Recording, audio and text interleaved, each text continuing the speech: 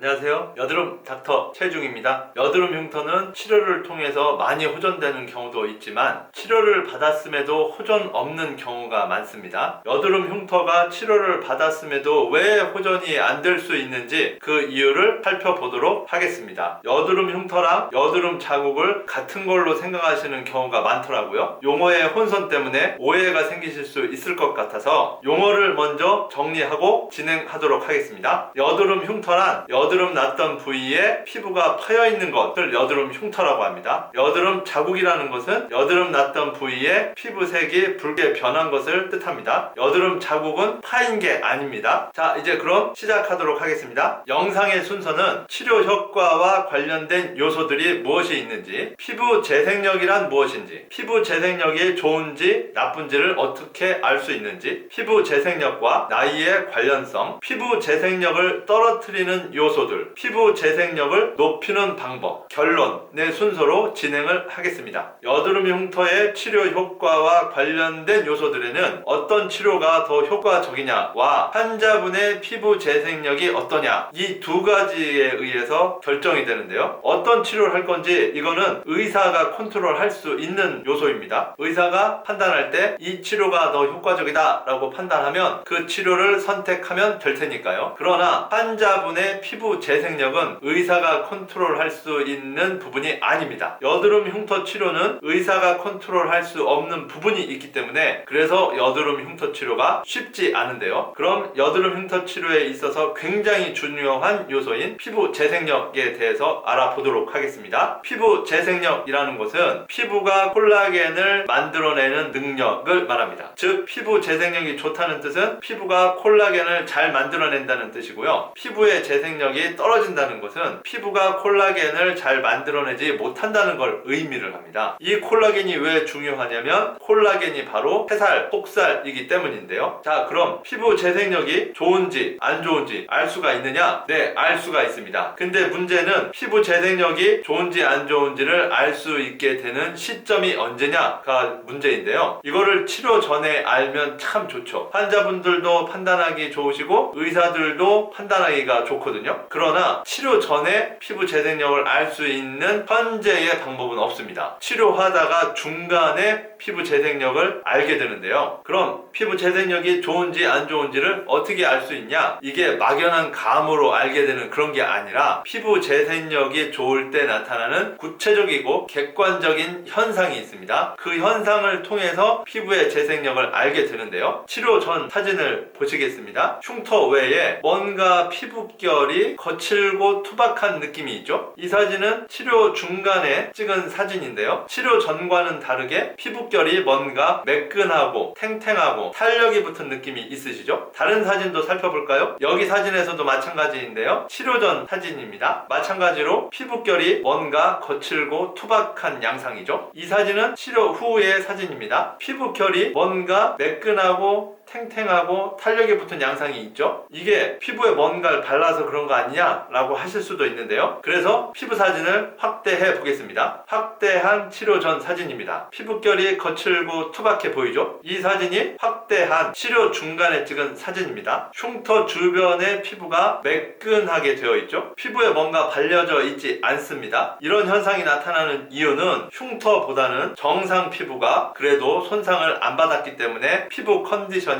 흉터보다는 훨씬 높죠. 그러니까 흉터보다는 정상 피부가 먼저 반응을 하기 시작합니다. 정상 피부가 먼저 반응하면서 정상 피부에서 콜라겐을 먼저 많이 만들어냅니다. 이 콜라겐이 피부 탄력에 도움이 되잖아요. 그래서 정상 피부에서 콜라겐이 만들어지면서 이와 같이 피부가 매끈하고 탱탱해지면서 탄력이 붙게 되는 겁니다. 이런 현상이 나타나는 분들은 재생력이 좋은 거기 때문에 굳이 치료 강도를 높이지 않고 현재의 강도를 유지하더라도 피부가 많이 좋아지게 됩니다. 반면에 이 사진을 한번 볼까요? 치료 전 흉터의 사진입니다. 이 사진이 치료가 끝났을 때의 사진입니다. 그 전 사진에서 보였던 피부가 매끈해지고 팽팽해지고 탄력이 붙는 것 같은 양상이 이 사진에서는 나타나지 않죠? 이게 바로 피부 재생력이 많이 떨어진다는 뜻입니다. 이와 같이 치료 중간에 피부 재생력이 많이 떨어진다는 게 확인이 되면 그 뒤부터 이후부터는 치료 강도를 많이 높여야 됩니다. 이 경우는 피부 재생력은 떨어지지만 강도를 많이 높였더니 다행히 효과가 나타난 경우입니다만, 피부 재생력이 많이 떨어지는 경우는 치료 강도를 많이 높이더라도 치료 효과가 나타날 가능성은 많이 떨어지게 됩니다.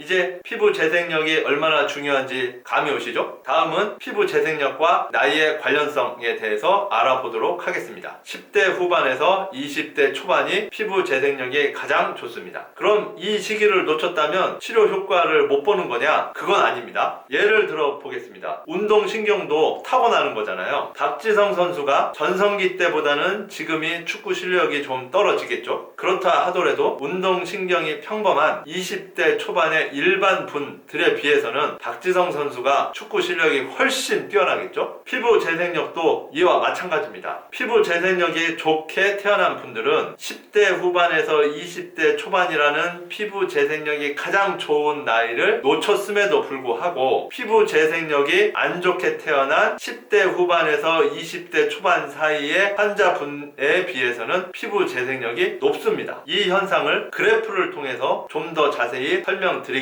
네, 피부 재생력은 10대 후반에서 20대 초반일 때가 가장 좋습니다. 그 뒤로 갈수록 재생력은 떨어지게 되는데요. 재생력이 좋게 태어난 분이 비록 10대 후반에서 20대 초반이라는 시기를 지나 40대의 상태에 이르렀다 하더라도, 재생력이 나쁘게 태어난 분의 10대 후반에서 20대 초반의 재생력보다는 재생력이 더 높은 상태입니다. 요약하면 나이가 중요하긴 한데, 그렇다고 해서 나이가 절대적으로 중요하다라는 것은 아닙니다. 이제는 피부 재생력을 떨어뜨리는 요소들에 대해서 알아보도록 하겠습니다. 자외선이 피부 진피층의 콜라겐을 손상시키는 역할을 하는데요. 여드름 흉터가 호전되기 위해서는 콜라겐이 만들어져야 되는데, 이 햇빛에 의해서 콜라겐이 손상된다면 여드름 흉터가 호전되기는 쉽지는 않겠죠. 피부의 건조함, 이것도 피부 재생력을 많이 떨어뜨립니다. 예를 들어 보겠습니다. 축구 선수가 지금 시합에 나가기 직전인데 시합에 나가지도 않았는데 벌써 목이 마른다고 하면 이 선수가 시합을 잘 치를 수 있을까요? 피부도 마찬가지입니다. 피부도 치료 자극을 통해서 콜라겐을 만드는 일을 해야 되는데, 일을 하기도 전에 피부가 목이 마르고 건조하다면 피부가 콜라겐을 잘 만들어낼 수 있을까요? 담배, 이것도 굉장히 중요한 요소인데요. 담배는 혈액순환을 방해를 합니다. 여드름 흉터가 호전되려면 피부 세포가 재료를 많이 공급받아서 콜라겐을 많이 만들어내야 되는데요. 여드름 흉터 치료가 쉽지 않은 만큼 피부 세포에 재료를 듬뿍 주어도 시원치 않을 판에, 담배로 인해서 혈액순환이 떨어진다고 하면 피부 세포로 전달될 재료의 양이 많이 줄겠죠. 담배는 흉터 치료에 있어서 굉장히 안 좋은 영향을 미칩니다. 이제는 피부 재생력을 높이는 방법에 대해서 알아볼까요? 자외선 차단 크림을 잘 발라주셔서 햇빛을 차단해 주셔야 됩니다. 로션, 보습제 같은 거를 잘 챙겨 발라주셔서 피부가 건조하지 않게 피부가 촉촉하게 잘 유지를 해주세요. 금연 해주시는 거 굉장히 중요합니다. 비타민C, 비타민E가 피부 재생력을 높이는데 많은 도움이 됩니다. 종합 비타민제를 복용해 주시면 비타민C, 비타민E를 잘 섭취하실 수 있으니까 종합 비타민제를 섭취해 주시면 좋겠습니다. 콜라겐 성분이 들어있는 재생 크림이나 콜라겐 팩, 먹는 콜라겐도 중요한 역할을 하는데요. 피부가 콜라겐을 만들어내기 위해서는 콜라겐 만드는 재료가 필요하죠. 그 직접적인 재료가 바로 콜라겐이 됩니다. 따라서 콜라겐 제품을 활용해 주시는 것도 큰 도움이 되는데요. 바르는 콜라겐보다는 먹는 콜라겐 제품이 좀 더 효율적입니다. 바르는 콜라겐은 콜라겐의 분자 크기가 너무 크기 때문에 피부층으로 흡수되는 것이 굉장히 한정적입니다. 따라서 먹는 콜라겐이 바르는 콜라겐보다는 좀 더 효율적이라고 할 수 있습니다. 이제 결론을 말씀드리도록 하겠습니다. 여드름 흉터를 치료하겠다라고 마음을 먹는다면 시간이 더 늦기 전에 최대한 빨리 치료를 시작하시는 것이 좋겠습니다. 시간이 지날수록 피부의 재생력은 떨어지기 때문이죠. 치료를 받으면서는 피부 재생력을 높이기 위해 자외선 차단 크림을 잘 발라주시고 로션 보습제로 피부를 잘 보습해 주시면서 비타민C, 비타민E, 먹는 콜라겐 제품을 잘 활용해 주시는 것이 좋겠습니다. 지금까지 여드름 닥터 최중이었습니다. 감사합니다.